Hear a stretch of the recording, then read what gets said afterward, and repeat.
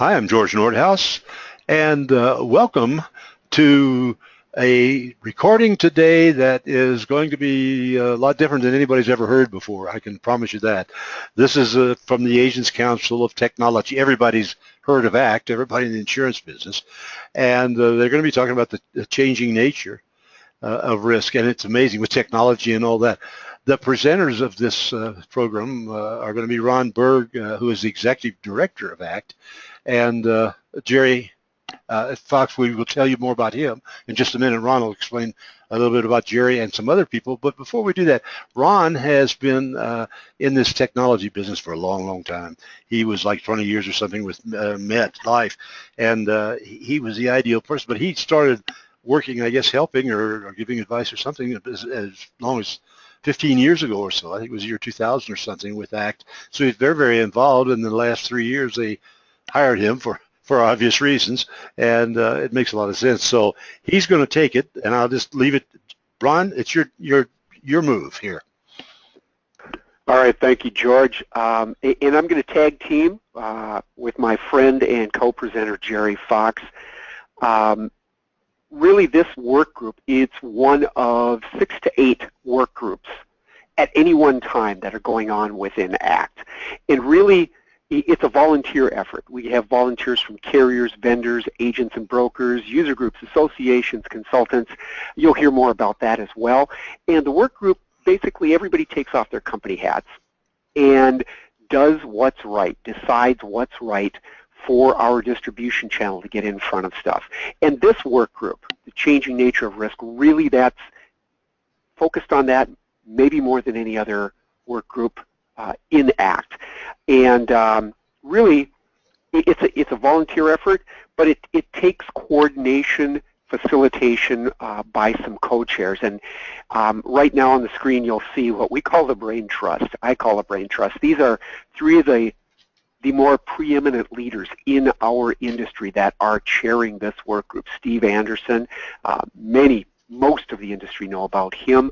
Rick Morgan as well, both longtime technology gurus in the industry, both involved with ACT for a long time, as is Jerry Fox. Jerry is the market leader for the insurance agents and brokers with CoreLogic Insurance Solutions. Many of you probably know Marshall Swift Beck, MSB, that has become a part of CoreLogic and now really is the power behind CoreLogic. So these are the 3 guys that strategically lead our work group. You know, Ron, the interesting thing, I interrupt you just a second, it's George again.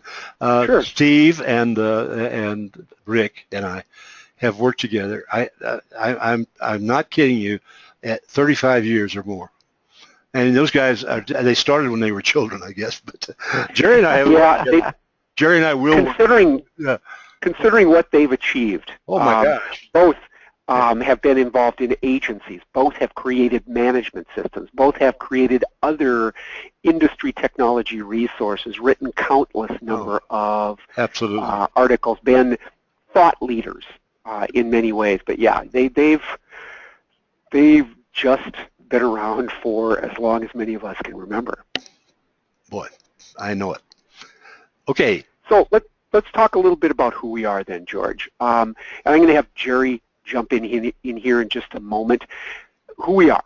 So if you look at what's coming out on the horizon, the hard trends that either are impacting us or are going to impact us, our Strategic Future Issues work group takes a look at what those hard trends are and creates a report every other year and does other work along those lines. But that group decided there needs to be another subgroup or a group on its own that really focuses very quickly on providing strategic decision-making resources on these things that are changing the nature of risk. And that's where this work group, Changing Nature of Risk, started, basically to guide our entire distribution around these future drivers. What are the impacts? How's it going to change the economy? How's it going to change how we have to write insurance, sell, service?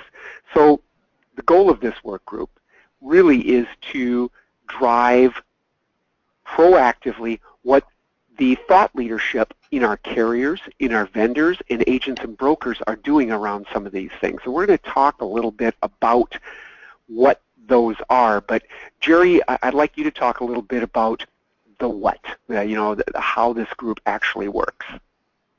Yeah, thanks, Ron. Appreciate the handoff. Just to be aware, I actually started in the agency business back in 1982, so I've been around a little bit too. Not to diminish your contribution as well. I tell you what, I don't trust you newbies coming in. That's okay. I'm not even going to tell you when I came. I don't think you were born when I came in. Okay, go ahead. Yeah, well, not that. Yeah. Anyways, we'll move on. Go forward. It was interesting when the Strategic Futures Work Group started, and I was part of that. It's really neat to really kind of look out in the future and try to really understand what technology, how fast it's moving, where it's going, and all those things. But it's kind of like those crazy commercials where, I'm not a security guard, I'm a security monitor. It's one thing to report on them, and it became very apparent that through that process that we needed to do more than just report on them. There's people all over the place looking at what's coming, what's going to lead.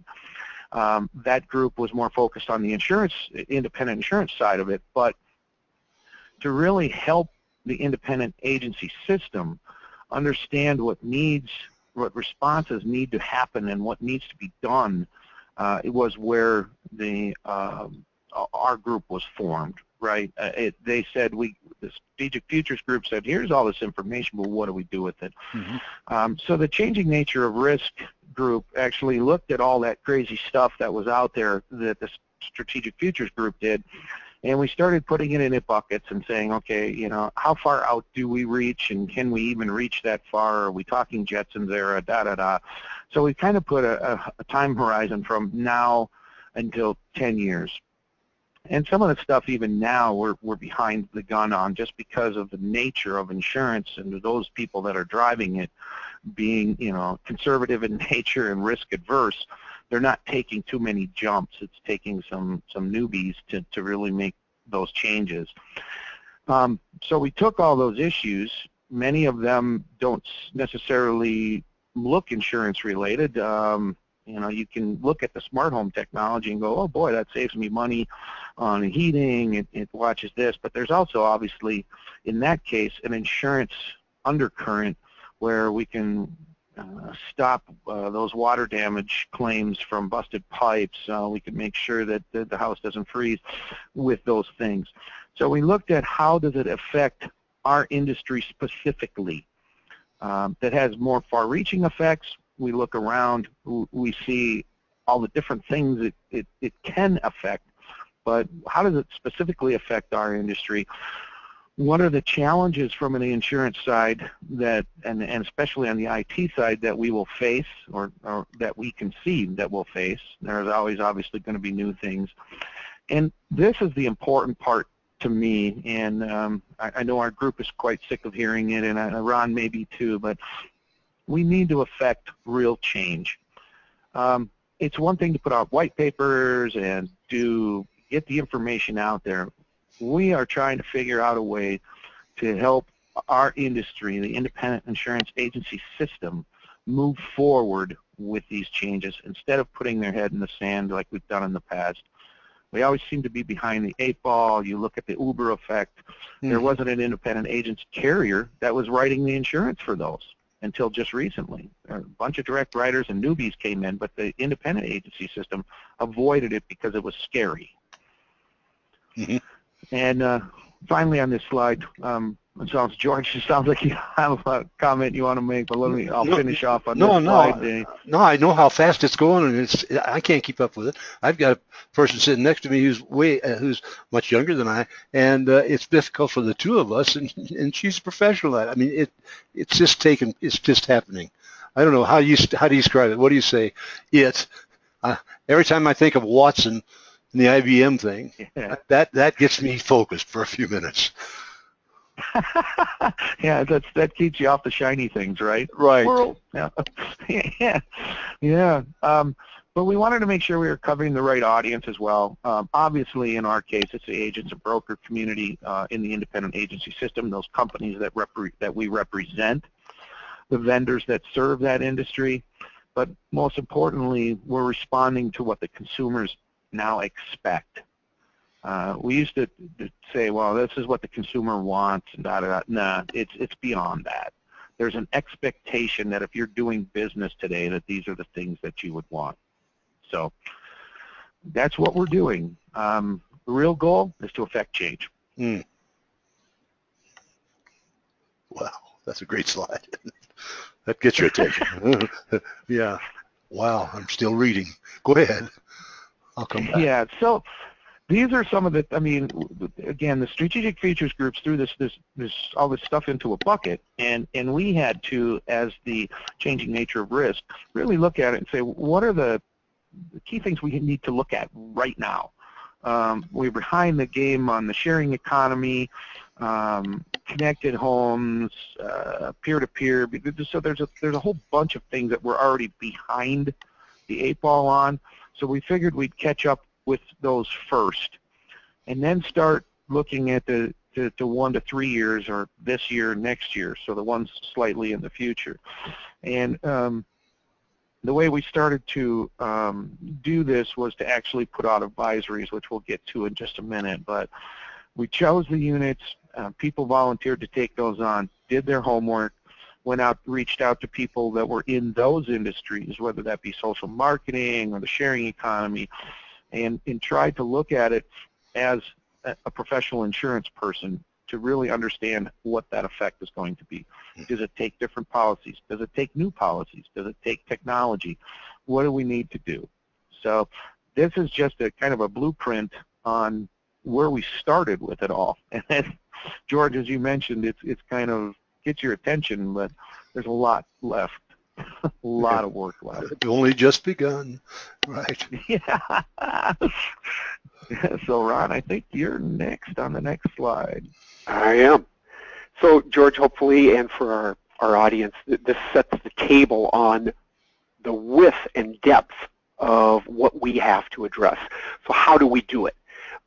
We're creating, I mentioned a little earlier, we're creating calls to action, strategic planning resources for the leadership of carriers, for the leaders at vendors, for the leaders at agencies and brokers, for our industry. So we decided, under Steve and Jerry's leadership, to create individual risk advisory documents for each of those topics that we were showing on the other previous page. Now, we'll go through an example of one in just a moment, but just at a high level, what is a risk advisory? Basically, it's a 2 to 3 page document, so mid-level. Not so high level that it doesn't really have any value, not so detailed that you lose people in the weeds and we wind up taking 3 months to create each advisory and things change in the meantime. So it's mid-level. It has an executive summary, so anyone can understand the topic very quickly, 1 paragraph. Explain what the issue is, like drones or telematics or autonomous cars. Then it starts getting into implications. What are the broad implications? What are the implications to our industry? What are the economic implications? And then, once we set that understanding, we create recommendations. What are the actions, the steps that carriers should take, that vendors should take, agents, and maybe even consumers should take?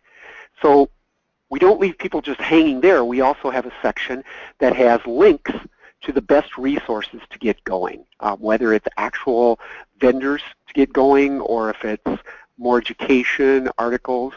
And then we wrap it up with a call to action. What are the things you absolutely have to do first? So we put these on our ACT Changing Nature of Risk website, and they're all individually listed, and you can see the URL there. You can find them if you go to the ACT website very easily. Does that make sense, George? It makes sense. It's a beautiful way of focusing in, and I had not seen this before. and I will from now on because I'm going to go in and find out about it. But boy, oh boy, whoever thought all this up, and I think it's you, Ron, and the rest of you guys, was very, very, very forward thinking. And we needed this for years in the industry. We just haven't had it. It's a great template to use for a lot of the things we do. That's one of the great things this work group has done that I'm very happy and proud of. And to your comment, it wasn't me that thought this template up. This was a team, and that's how ACT succeeds, excels in everything we do. We're bringing the best minds together from all of these different companies, carriers, vendors, agents. So let's just quickly go through. Ron, hold on before you move on, Ron. I'd like to speak to that a little bit too. Sure. You know, we started out with the idea. We take a group of these really smart people and started building this. I mean, the beauty of the changing nature of risk is just that. It's the changing nature of risk. So the people that are involved in it fully understand the fluidity of the tech market. So it's a very, very fluid group. We quickly realized that we're not going to bring egos to the table at all. So as this stuff started building and creating and was adding, deleting, moving, changing, the group was fantastic. It was just a really awesome group of people to do this. And it's remaining fluid because we have a lot of work left to do. Good. Really well said, Jerry. That is one of the things that I love about this work group is that not that ACT is slow. We said that our industry is slow, but not that ACT is slow, but this group in particular mirrored the urgency of what we're writing about by how quickly this came together. We came together in May of last year. Wow. And we already had the first, I think, 6 risk advisories, figured out this whole template, and the first 6 advisories completed by August. So that's pretty good. And we're doing at least one per month in an ongoing basis. So very quickly, George, I'm going to run through several screens of what an advisory looks like. They're all downloadable in PDF form, or you can look at them in HTML on the website, and just not go into them in depth, but give you a visual idea of how to tie these categories that we're looking at on this slide to how it lays out on the risk advisory. So really the first page, again, will reflect the intro. What is it? This one just happens to be drones. And what's the maturity index? In this case, it says it's now, and it is. Some advisories may be 1 to 2 years out. Some may be 3 to 5 years out. Some may be now and 1 to 2 because they're changing. So again, why is it important? And then what is it? It defines drones. It gives a little bit more background. And then we start to get into, after that, pages on what are the broad implications. And drones, I chose this one because it's pretty easy for us to wrap our heads around what it is. We hear about it everywhere. But there's a myriad of applications. There's a myriad of economic impact, the sales, the servicing, the upkeep, the licensing, and getting regulatory approval for them. And then distilling that down, what does that mean for our industry? So then from there, we go into, okay, what do agents need to do? Making sure the staff's aware of the concepts, making sure they understand coverages. For carriers, creating coverages, making sure you're keeping in mind how wide this can spread. And for vendors, make sure that your equipment has the ability to handle these specialized products. Then we get into a listing of the resources. As I said before, don't leave people hanging high and dry with just a little bit of knowledge. You give them next steps, and these are all under examples and resources, hot links that go to other websites to be able to take next steps, to get more education. Great idea. Great idea. Love that. It's complicated, but when I look down at the bottom of this, now I begin to understand. I was going to ask you all along, I mean, really, how does an agent use this? But I'm looking at that now. If I were an agent and I got an possibility to insure a drone, I'd be on this so fast it'd make your head swim. I would be right here. I think that's one thing we can do with this recording maybe is to tell agents, go there, look at it. Wow. You've got it. Well, and they can be used for agency efficiency as well. We had a video contest last year for young agents. There was one young agent who was filmed sitting in his Yukon. He pulls up on a tablet. He happens to drive by a microbrewery. Pulls up coverages for microbreweries. Goes in and talks to the person on the tablet for 5 minutes and says, "Yeah, I'll get you an estimate." Goes back to his SUV.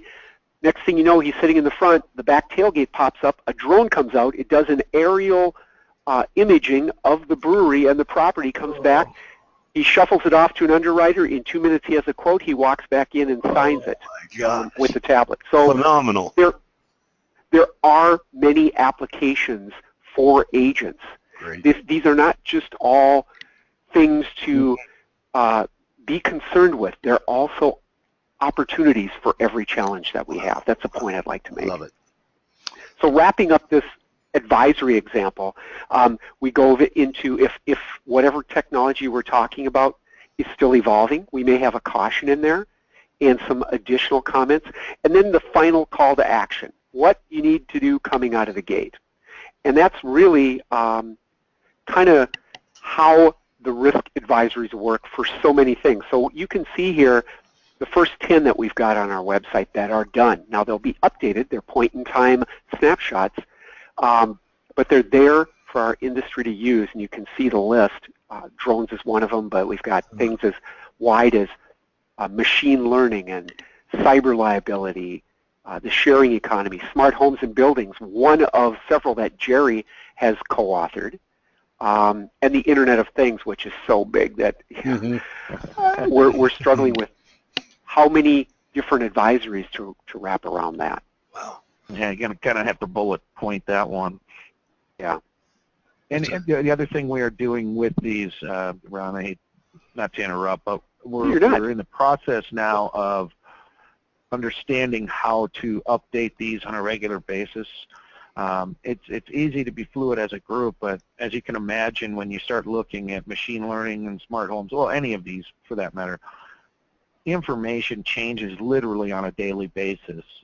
It would be absolutely foolish to us for us to spin our wheels and spend the amount of time necessary to keep these things immediately updated. So we're looking at cycles and how we're going to do that, but suffice to say that they will be updated, but we're going to spend most of our energy elsewhere. Agreed. It's a wonderful list. Looking at it, wow. 3D. So Jerry, I think I'll toss it back to you, and I bet you George is going to have a comment or question on this one. What are we doing next? Yeah, so part of, again, keeping in mind that the Strategic Futures Group is what drove the Changing Nature of Risk Group, we're looking at driving the priorities back to the Strategic Futures Group by saying, you know, through our research, it's great that we have this big list, but these are some of the things that I think we have to dig further into. Call it the IoT.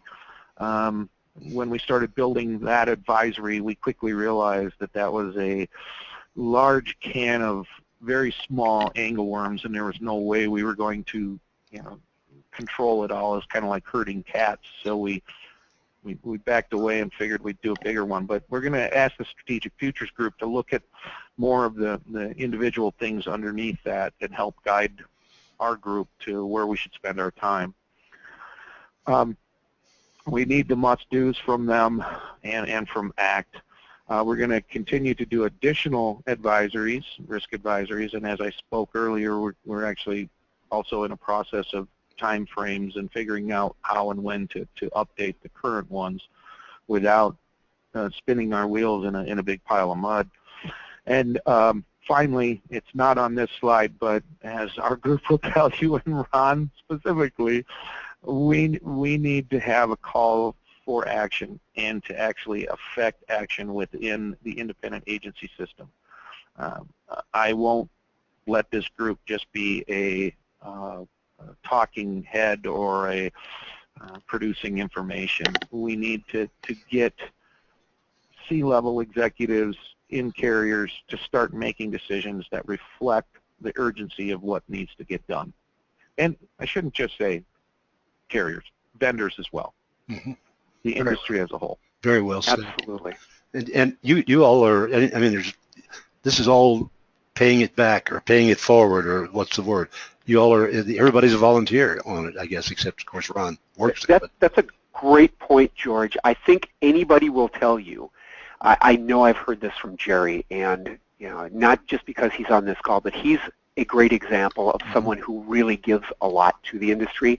But when I first started working with ACT, when I was with MetLife Auto and Home, as any carrier may, I got a little pushback on the, not great, but the amount of time that I was spending on different ACT work groups.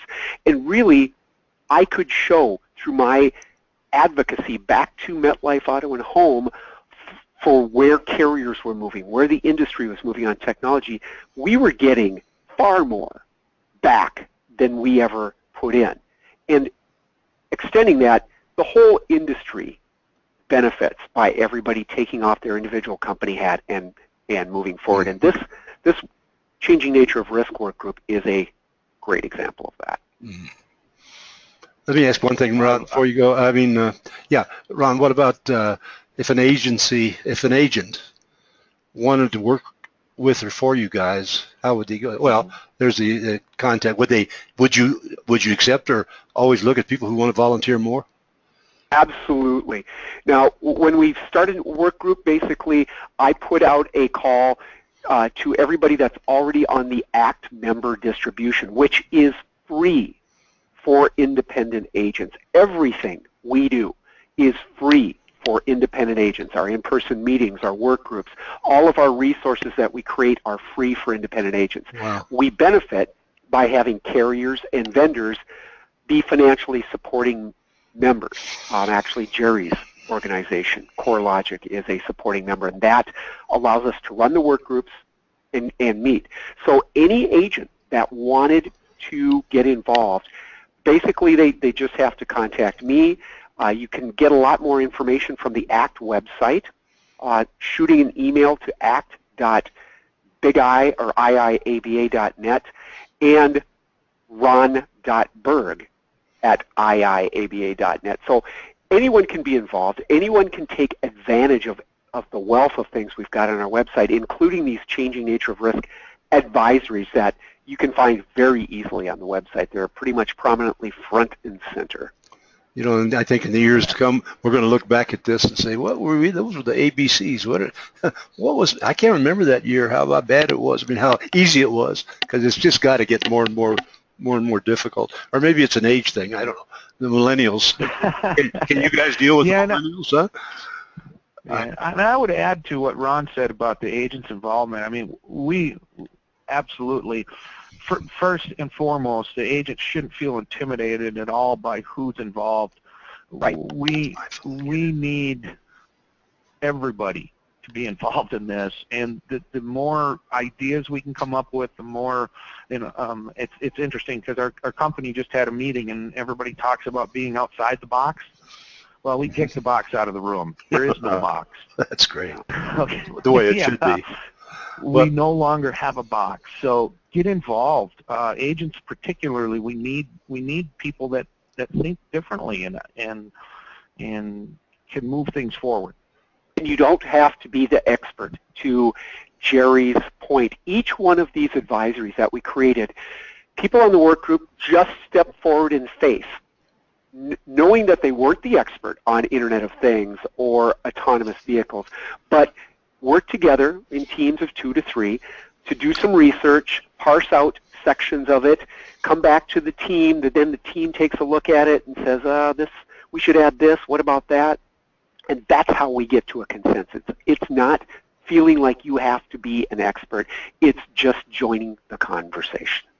Well, I congratulate the two of you, and the rest of them, and particularly whoever had the idea at the IABA to put this thing together this way, because I don't think there's nothing like this in the industry that I know about that's anywhere near where you guys are, and where it's going to be in the future. I'm really excited. Well, I'll do my best. We go out with our weekly marketeer to 116,000 every Monday morning. So I'll have this on there for them. I'll have contacts for you all. We'll let people. We'll really push them. The main thing we want to do is push them to get into that system. And once they're into the system and the full staff knows about it, well, man, there's no downside, I don't think.